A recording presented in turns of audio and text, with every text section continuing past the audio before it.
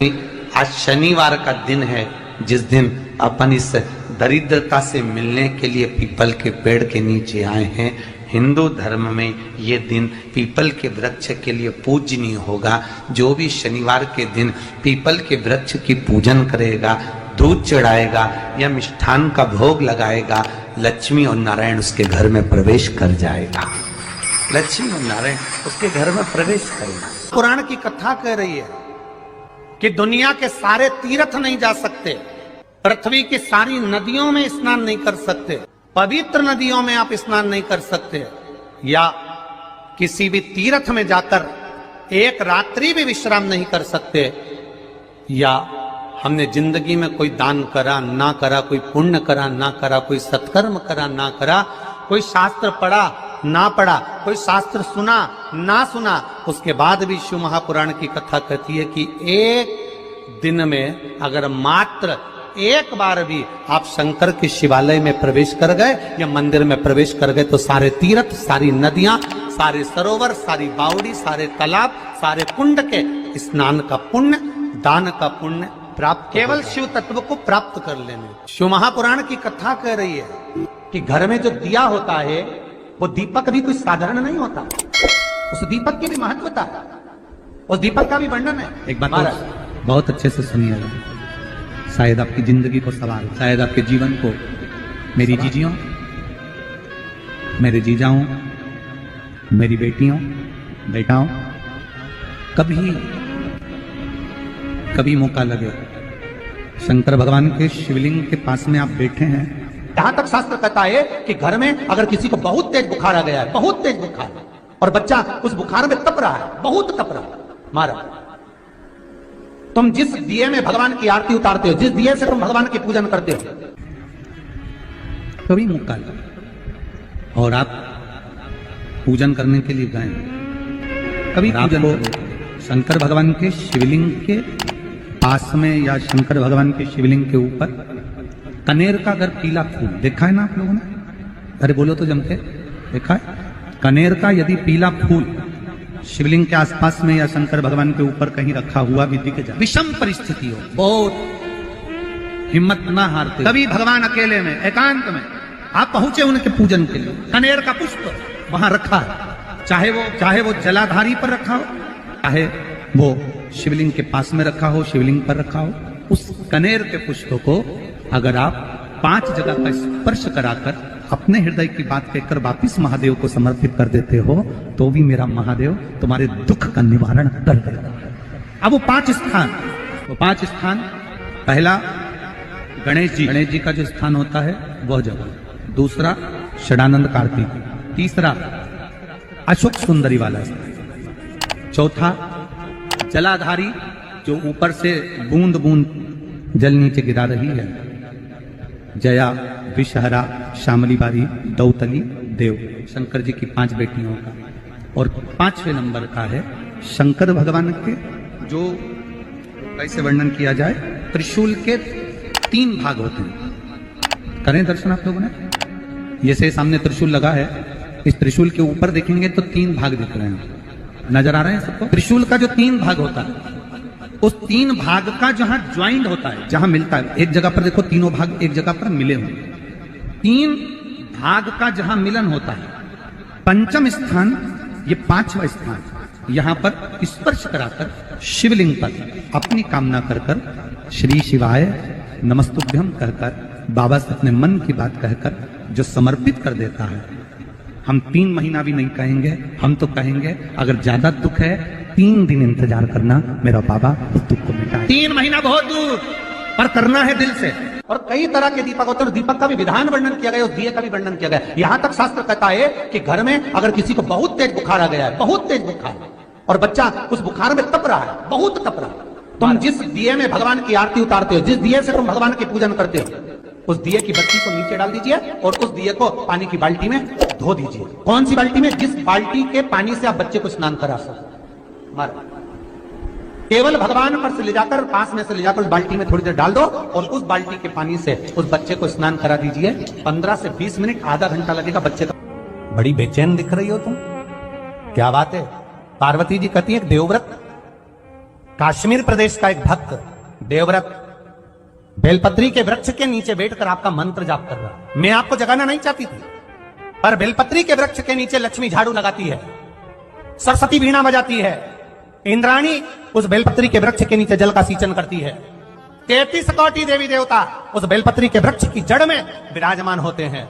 इसलिए देवव्रत एक बार पंचाक्षर मंत्र बोलता है तो वो 33 करोड़ बार गिना जाता है। ऐसा बेलपत्री का वृक्ष होता है। बेलपत्री के वृक्ष के नीचे एक बार अगर भगवान का नाम लिया जाता है तो वो 33 करोड़ बार, 33 कोटि बार गिना जाता है। एक मंत्र केवल नमः शिवाय, ओम नमः शिवाय, नमः शिवाय, ओम नमः शिवाय। फिर वही वाली बात आ गई जो पहले कथा में कहा, अपने लिए अच्छा वाला घी छाट के लाना, अच्छी कंपनी का लाना, और जब यज्ञ करने बैठे, पूजन करने बैठे, हवन करने बैठे, भगवान का कोई पाठ पूजन करवाई, पूजा वाले दुकान पे बोलना कि पूजा का घी चाहिए।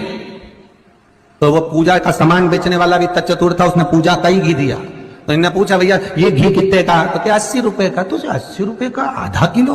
तो क्या पूजा का है?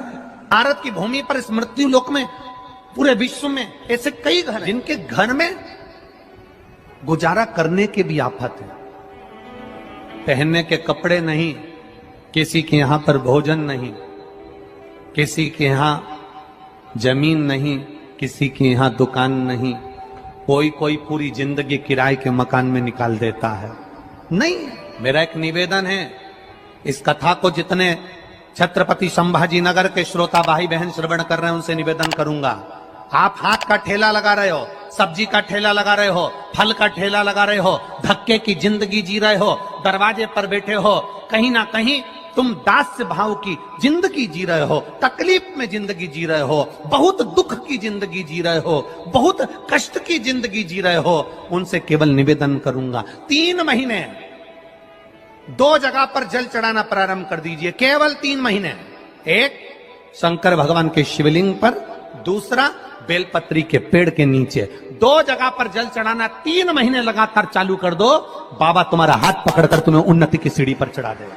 हमें कोई चमत्कार करना नहीं आता, और ना हम कोई तंत्र विद्या या मंत्र विद्या जानते हैं, ना हमारे पास में बेल है, ना हमारे पास में भभूति है, हमारे पास में तो केवल शिव का नाम है। आप श्री शिवाय नमस्तुभ्यम बोलो, ओम नमः शिवाय बोलो, नमः शिवाय बोलो, चाहे महामृत्युंजय मंत्र बोलो, उसका स्मरण करते करते भगवान शंकर के शिवलिंग पर जल, और उसी पात्र में जो जल तुमने शंकर जी को चढ़ाया उसमें से बचा हुआ थोड़ा सा जल बेलपत्री के पेड़ के नीचे चढ़ाना प्रारंभ कर दो। अलग से बेलपत्री के पेड़ के नीचे चढ़ाने के लिए अलग से लोटा भर के जल जरूरत नहीं पड़ेगी। जो तुमने शिव जी को जल चढ़ाया, जो तुमने देवादिदेव महादेव को जल चढ़ाया, बस उसी पात्र का जल शंकर जी को चढ़ाओ, उसमें से बचा हुआ थोड़ा सा जल बेलपत्री के वृक्ष के नीचे चढ़ाना प्रारंभ करना। कौन सा बेलपत्री का वृक्ष? जिसकी छाया आपके ऊपर आ रही हो। शिव महापुराण बड़ी सुंदर बात कहता है, ध्यान दीजिएगा। जिस बेलपत्री का पौधा तुम्हारे सिर का, और ये दोनों हाथ ऊपर कर लो, अपन खड़े हुए और खड़े होकर दोनों हाथ ऊपर करें, इतना बड़ा बेलपत्री का पौधा है, उस बेलपत्री के पौधे की पत्ती को कभी तोड़कर शंकर जी को नहीं चढ़ाना चाहिए। ध्यान रखना, कितना बड़ा पौधा। आप खड़े हो जाओ और खड़े होने के बाद आपका हाथ ऊंचा कर लेना, इतना बड़ा पौधा है, उस पौधे की पत्ती बेलपत्री को तोड़कर शंकर भगवान को कभी नहीं चढ़ाना। शंकर भगवान को उस बेलपत्री को, उस वृक्ष की पत्ती को तोड़ना चाहिए जो वृक्ष तुम्हारे हाथ से थोड़ा सा ऊंचा हो, जिसके लिए तुम्हें हाथ और ऊंचा करना पड़ रहा हो।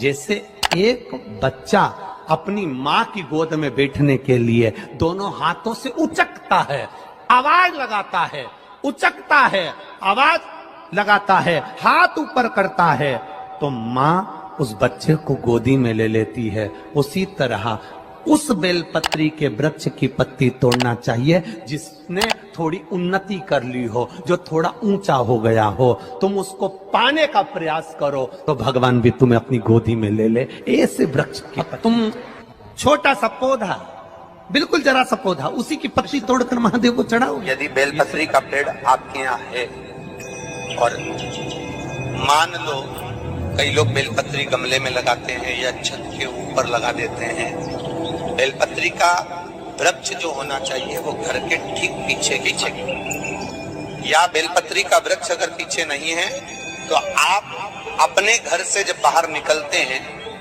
तो राइट हैंड की ओर बेलपत्री का वृक्ष होना। आप जब घर से प्रवेश कर रहे हैं बाहर की ओर निकल, वो सुख का अनुभव करें। यदि घर से निकलते समय बेलपत्री का पेड़ लेफ्ट में अगर आता है, आप जिस घर से निकल रहे हो लेफ्ट में अगर बेलपत्री का पेड़ आता है तो आप 1 रुपए कमाएंगे, 1.25 रुपए खर्च होगा, पैसा हाथ में टिकेगा नहीं। घर में 10 लोग भी कमा रहे हैं तो पैसा घर में दिखेगा नहीं, आएगा जरूर, सारे काम होंगे पर टिकेगा नहीं। यदि लेफ्ट राइट भाग का बेलपत्री का वृक्ष घर में लगाओ तो घर के पीछे के हिस्से में लगाओ, और ऐसी जगह नहीं लगाना कि जहां पर बेलपत्र में गंदा पानी जाए या कोई गंदी वस्तु। 33 करोड़ देवी देवता बेलपत्री के पेड़ के नीचे सोमवार के दिन, कोई रविवार के दिन, कोई मंगलवार, कोई बुधवार, कोई गुरुवार, कोई शुक्रवार, कोई शनिवार के दिन बेलपत्री के नीचे आकर 33 करोड़ देवी देवता हो तप करते हैं, साधना करते हैं। एक बेल जोखी ऐसी होती है, शंकर पर अगर चढ़ी हुई है तो वापिस उतार कर धोकर फिर शिव को चढ़ा सकते। किसी व्यक्ति से कोई काम करवाना है, वो काम नहीं कर रहा, कोई फाइल आगे नहीं बढ़ रही है, कोई कार्य अटक रहा है, या फिर कहीं रुपया पैसा अटक गया हो, नहीं निकल रहा हो, तो एक जल के पात्र में जल भरकर 5 बेलपत्री शिव जी को समर्पित कर कुंदकेश्वर महादेव का नाम लेकर एक सफेद पुष्प बेलपत्री के ऊपर जो शिव जी को चढ़ाई है उस पर समर्पित कर जल जो लेकर गए हो, अपनी उस कामना को कर कि मेरा ये कार्य अटक रहा है, ये कार्य नहीं हो रहा, कुंदकेश्वर महादेव का नाम लेकर धीरे धीरे जल की धार चढ़ाइए। और एक बात हमेशा याद रखना, फिर निवेदन कर रहे हैं, अच्छे से समझ लेना, शंकर जी पर जब जल चढ़ता है, शिव जी का जब अभिषेक होता है, शंकर जी पर जब जल चढ़ाया जाता है, दूध चढ़ाओ, जल चढ़ाओ, कुछ भी चढ़ाओ, पर एक बात का स्मरण अपने जीवन में होना कि इतने ऊपर से मत चढ़ाना कि जल चढ़े और छींटे आपके ऊपर। बहुत ध्यान दीजिएगा। हाँ, तो यहाँ तक वर्णन करा गया है कि शंकर जी का जल चढ़ा हुआ जहां से बहकर जाता है ना, उसको लांगा तक नहीं जाता। यहाँ लांगते हैं क्या? नहीं ना, परिक्रमा भी करेंगे तो वहीं से लौट कर वापिस घर जाएंगे। शिव जी का जहां से जल बहकर जा रहा हो, चढ़ा हुआ जल जहां से बहकर जा रहा हो, उसको लांगा तक नहीं जाता। और कई लोग बड़े बड़े आनंद में शंकर जी पे इतनी ऊपर से जल चढ़ाएंगे तो वो छींटे पूरे अपने ऊपर आना चाहिए, शरीर पर आना चाहिए। नहीं, उसका दोष है हमारा, उसका दोष है। आप भगवान को अगर जल चढ़ाओ, दूध चढ़ाओ, तो मान लो अगर जैसे एक सरल भाषा में समझ लो और अच्छे से, कि जैसे ये शिवलिंग है शंकर जी का, ये शिवलिंग है, और आप जल चढ़ा रहे हो तो इतनी ऊपर से छोड़ोगे तो पानी का छींटा तो अपने ऊपर आएगा, पर वही जल, वही दूध, वही सामग्री आप शिवलिंग से थोड़ी सी दूरी बनाकर अगर आप समर्पित करेंगे तो बाबा